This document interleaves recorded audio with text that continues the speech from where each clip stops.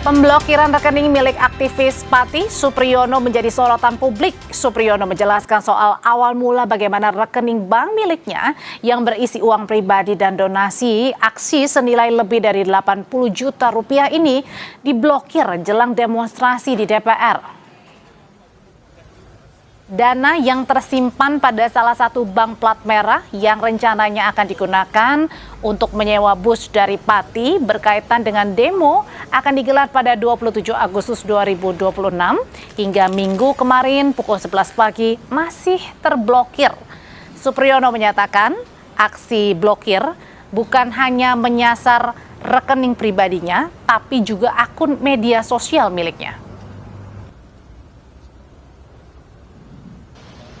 Tanggal 22 jam 11 siang itu akun TikTok saya diblokir. Setelah itu jam 1 rekening saya diblokir. Terus jam 3 pagi WA saya hilang.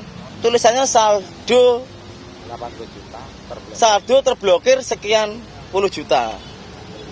Terutama di medsos itu saldo saya muncul tapi tidak bisa untuk transaksi. Ya masih diblokir. Rencana untuk bayar sewa bis. Informasi terakhir hari ini ternyata ya bis yang sudah di DP sama kami dibatalkan semua.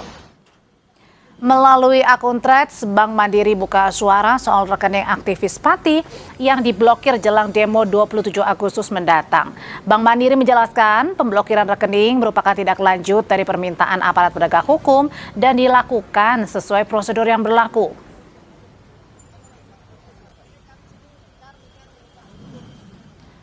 Dapat kami sampaikan, Bank Mandiri memohon maaf atas ketidaknyamanan yang ditimbulkan kepada nasabah terkait pemblokiran rekening. Pemblokiran tersebut merupakan tindak lanjut atas permintaan aparat penegak hukum dan telah dilakukan sesuai prosedur serta ketentuan yang berlaku. Tulis pernyataan Bank Mandiri di akun Threads. Sementara Kepala PPATK Ivan Yustiavandana membantah melakukan penghentian rekening milik koordinator rekening Aliansi Masyarakat Patty Bersatu. Penyidik memiliki wewenang melakukan penundaan transaksi maupun pemblokiran rekening melalui Undang-Undang Nomor 8 Tahun 2010 tentang penanganan tindak pidana pencucian uang.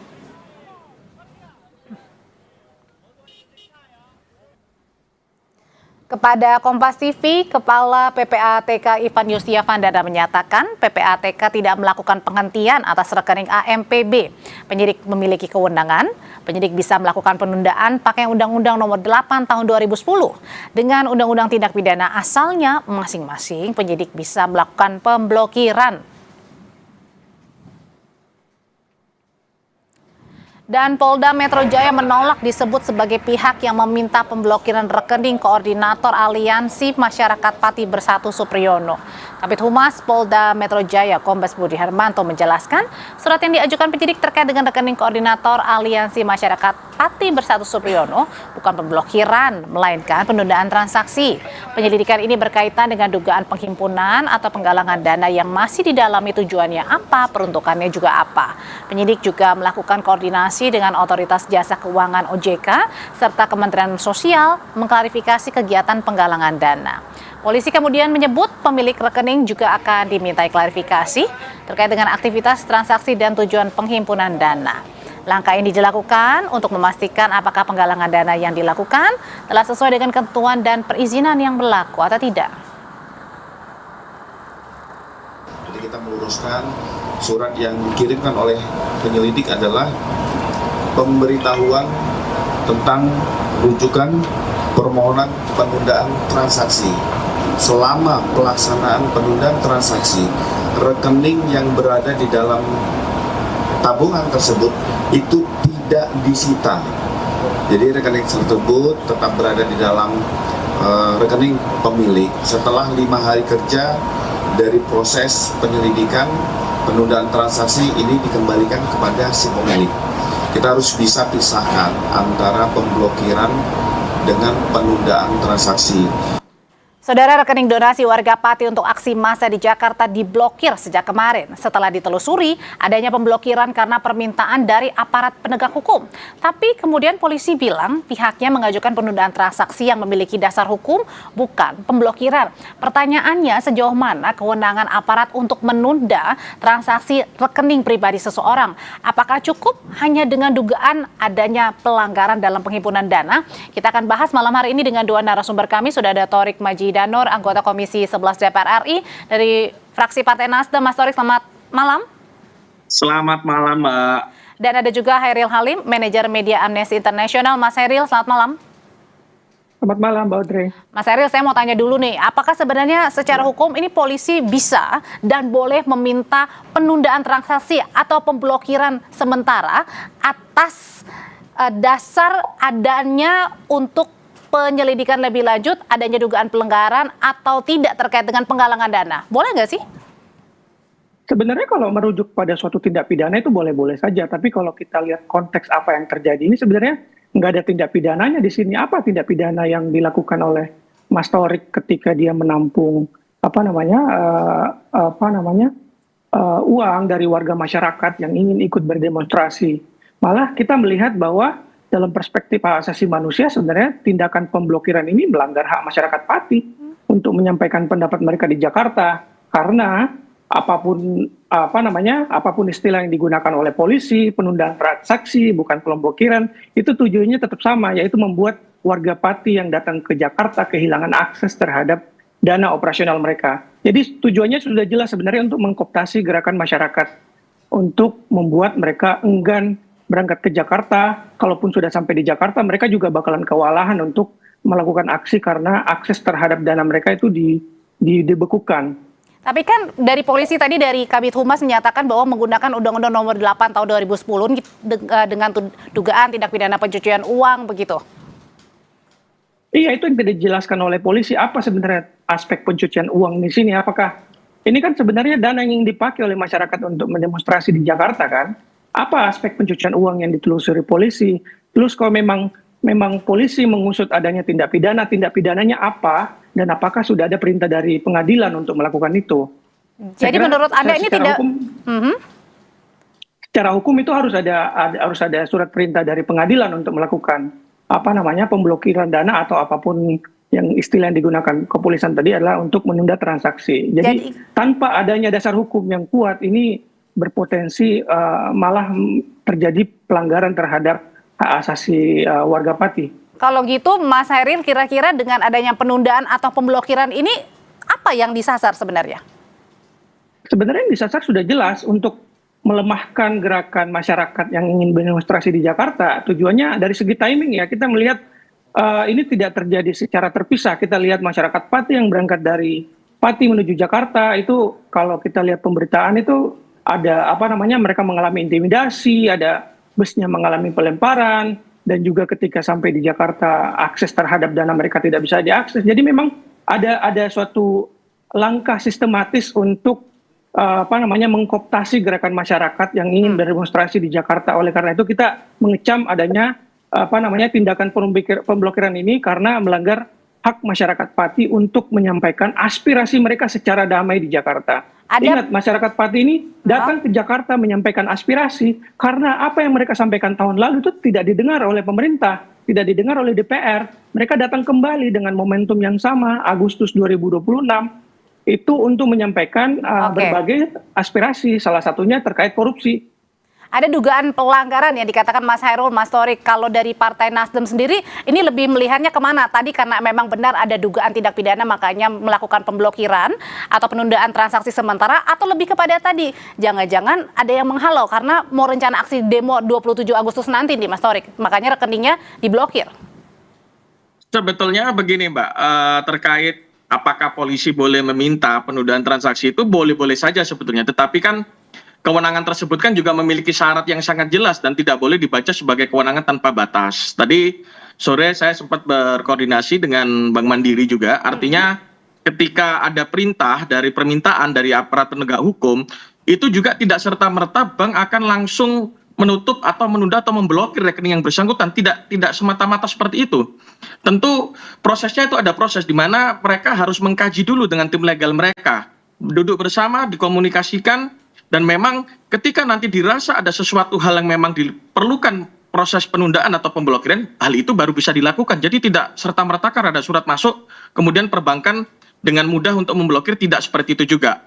Karena di dalam rezim Undang-Undang TPPU kan kita tahu justru di pasal 70 Undang-Undang nomor 8 tahun 2010 itu kan spesifik menyebut penyidik, penuntut umum, dan hakim dapat memerintahkan penundaan transaksi terhadap harta kekayaan yang diketahui atau patut diduga merupakan hasil tindak pidana. Nah, itu pemblokirannya itu hanya dilakukan khusus untuk bank plat merah atau semua bank?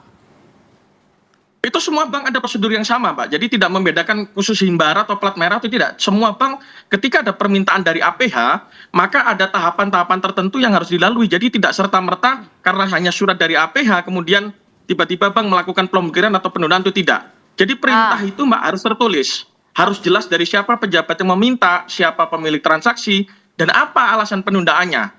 Dan jangka waktunya penundaan itu cuma boleh 5 hari kerja, Mbak. Memang tadi kan sudah dikatakan oleh Kabid Humas katanya penundaan atau pemblokiran sementara hanya 5 hari. Tapi kalau kita hitung-hitung dari Pak Supriyono bilang dari kemarin nih Minggu jam 11, Mas Torik, berarti artinya kalau kita hitung dari Minggu, Senin, Selasa, Rabu, Kamis itu sudah 5 hari. Sedangkan Kamis itu tanggal 27 Agustus yang rencana akan ada demo warga Pati di depan Senayan. Ini masalah timing atau masalah apa kalau gitu? Jadi yang perlu digarisbawahi adalah 5 hari kerja, Mbak. Kalau kita tidak menghitung minggu ataupun tanggal merah tidak, tapi 5 hari kerja. Jadi kalau kita berhitung misalnya diblokir dari hari Jumat misalnya, tentu Minggu katanya kemarin. Minggu. Oh, dari Minggu. Berarti kalau dari Minggu kita mungkin Senin ada hari kerja, Selasa tanggal merah lagi. Kemungkinan Rabu Kamis juga baru masuk, baru dibuka Selasa minggu depan. Oh, oke. Kebetulan atau tidak, itu adalah satu aturan, Mbak, yang berlaku. Jadi mekanisme yang berlaku adalah 5 hari kerja. Dan tanpa menunggu pengadilan pun tidak perlu, sebenarnya penyidik pun mempunyai hak yang sama. Tetapi sekali lagi tadi saya berikan garis bawah bahwasanya ini tidak bisa dilakukan serta-merta hanya karena permintaan surat dari APH. Jadi dari pihak bank sendiri itu juga mempunyai hak-hak nasabah juga tentunya harus dijaga. Jadi ini perlu diperjelas. Ada pelanggarannya kah, Mas Torik, kalau gitu sambil dibuka kameranya, Mas? Jadi kalau pelanggarannya tentu kalau di pelanggaran ini kan masih diduga, Mbak. Ketika nanti setelah 5 hari kerja itu tidak bisa dibuktikan, maka ya pasti dibuka. Kalau memang tidak ditemukan. Butuh 5 hari kerja katanya Mas Hairul. Kalau 5 hari kerja, Mas Hairul, kalau analisanya sendiri, apakah memang harus ketemu dulu dugaan tindak pidananya, baru kemudian diblokir, atau memang ini sudah sesuai prosedur? Sebenarnya pertanyaan yang tadi, apakah ada surat perintah dari pengadilan, itu yang tidak dijelaskan oleh kepolisian sebenarnya. Jadi sebenarnya permintaan aparat penegak hukum itu, pemerintahan aparat bukan dasar untuk memblokir rekening warga secara sewenang-wenang. Aparat dan bank itu harus menjelaskan siapa yang memberi perintah, perkara apa yang sedang diperiksa, dan apa hubungan dana tersebut dengan tindak pidana. Ini yang belum dijelaskan oleh kepolisian sebenarnya. Dan tanpa itu sebenarnya pemblokiran itu tidak memiliki dasar hukum yang bisa dipertanggungjawabkan. Kalau kita lihat pasal 140 Undang-Undang nomor 20 tahun 2005 tentang Kitab Undang-Undang Hukum Acara Pidana, itu mengatur bahwa pemblokiran merupakan upaya paksa yang harus memperoleh izin ketua pengadilan. Nah, permohonan pemblokiran itu harus memuat uraian tindak pidana. Harus ada tindak pidananya dulu. Apa sebenarnya tindak pidananya yang sedang diusut oleh kepolisian sehingga membutuhkan adanya pemblokiran dana nasabah. Karena kalau tanpa dasar yang jelas itu ini sangat berbahaya. Setiap nasabah itu bisa diblokir dananya oleh penegak hukum. Kalau tadi dikatakan oleh Polda Metro Jaya akan menggandeng Otoritas Jasa Keuangan, akan menggandeng Kementerian Sosial untuk mendalami adakah apa sebenarnya peruntukannya, kemudian juga sampai-sampai nantinya juga akan memanggil pemilik rekeningnya, itu belum cukup alasannya? Ini berarti belum ada dong dugaan tindak pidananya. Kalau diblokir dulu baru dicari, itu berarti ada logika yang salah di sana. Kecuali polisi sudah melakukan penyelidikan beberapa waktu yang lalu sehingga menemukan bahwa rekening ini ada indikasi tindak pidana, maka mereka melakukan pemblokiran. Tapi tidak. Ini pemblokiran dilakukan ketika masyarakat Pati akan melakukan aksi demonstrasi di Jakarta.